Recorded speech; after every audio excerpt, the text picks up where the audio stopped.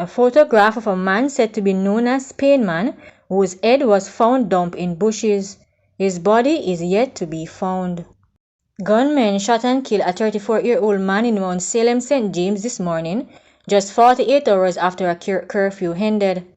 Mount Salem remains under a zone of special operation which brings increased police and military presence and social service providers. This morning, shooting occurred at approximately 9 a.m.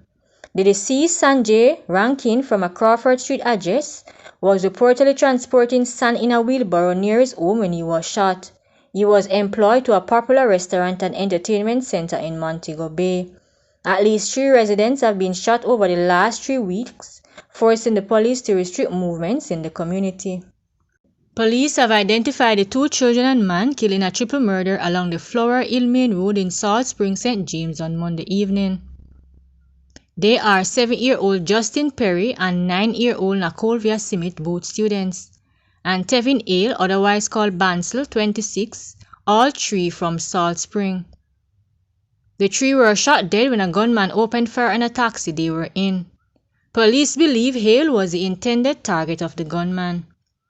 Reports are that about 5:20 p.m. the taxi operator was driving his grey 2006 motor car from Salt Spring heading to Montego Bay with Perry and Simit on board. Hale reportedly stopped the vehicle and asked for a drive to his home.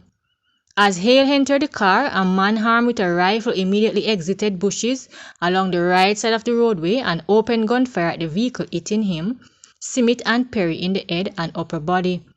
The taxi driver drove to Montego Bay Hills Police Station.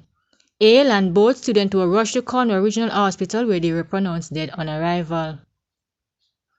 Police, upon processing the scene, found 5.308 spent casing.